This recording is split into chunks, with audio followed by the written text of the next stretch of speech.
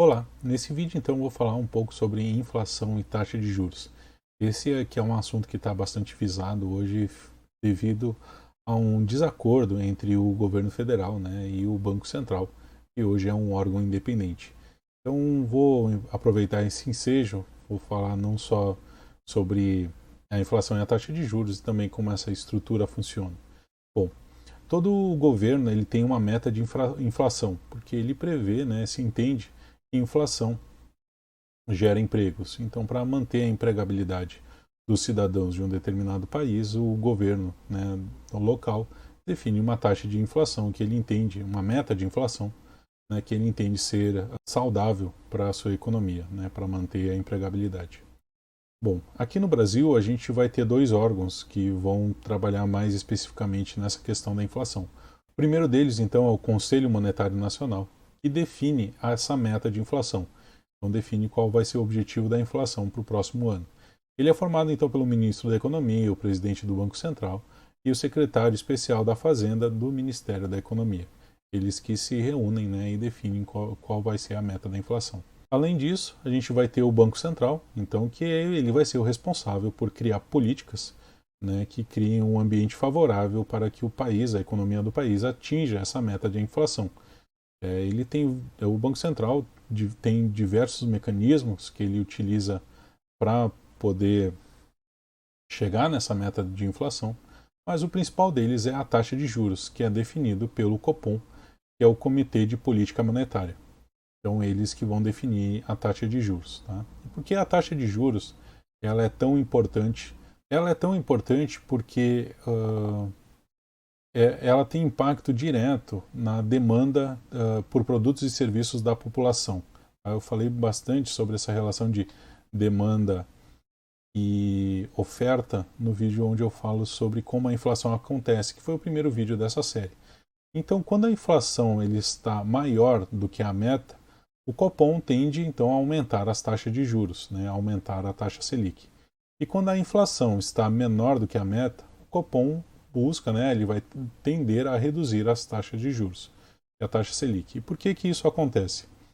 Quando há um aumento da taxa de juros, a população vai ter mais dinheiro, vai ter que gastar mais dinheiro com juros e menos dinheiro com produtos e serviços. Ou seja, gastando menos dinheiro com produtos e serviços, mais produtos, por exemplo, vão ficar em estoques e os empreendedores, para poder desovar esses produtos, eles vão se sentir forçados a baixar os preços, né? E isso vai gerar então uma redução da inflação. Então, o aumento dos juros ele gera uma redução da inflação, uma redução dos preços. Outro ponto que vai pressionar essa redução dos preços vai ser na área dos investimentos, onde a gente vai ter uma maior quantidade de dinheiro sendo emprestado.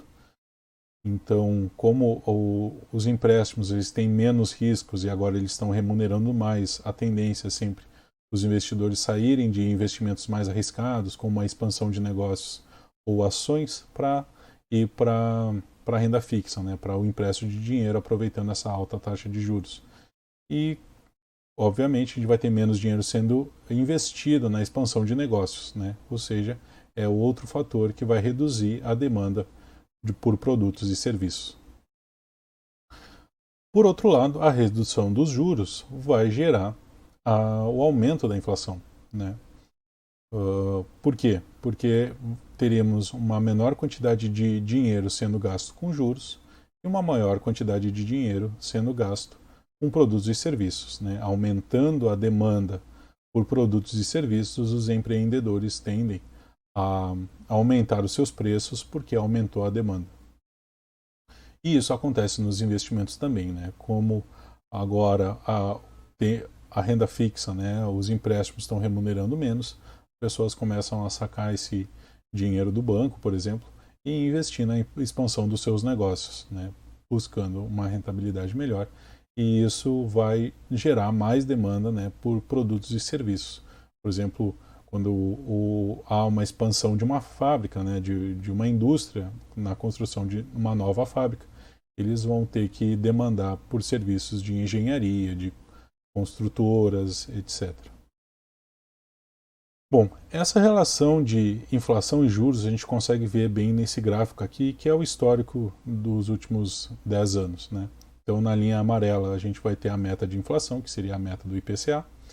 Na linha laranja, a gente tem o IPCA identificado nestes anos. E na linha cinza, a taxa Selic, né, que variou ali durante esses últimos 10 anos.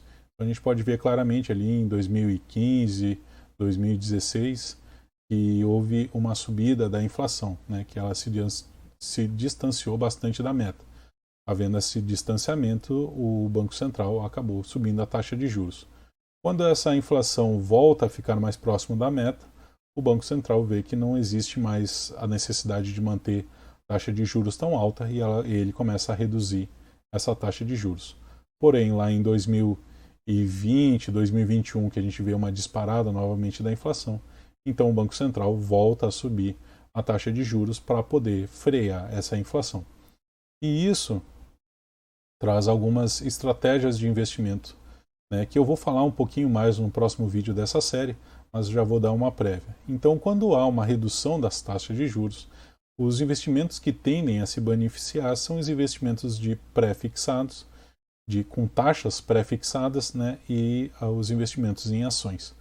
Porque como eu vou travar, né, através do pré-fixado uma taxa mais alta, eu vou ter essa rentabilidade mais alta por mais tempo, enquanto os investimentos pós-fixados vão seguir a rentabilidade conforme a Selic e vão reduzir então a sua remuneração, né, tendo em vista a redução das taxas de juros.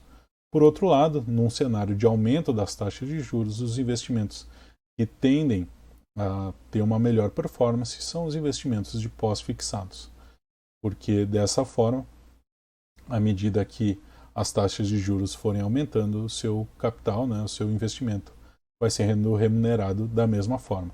Por outro lado, se você investe num pré-fixado, por exemplo, num cenário de aumento de taxa de juros, você corre o risco de estar travando a sua remuneração numa taxa mais baixa do que vai existir no futuro, né? Então, vai acabar perdendo uma certa rentabilidade nesse período.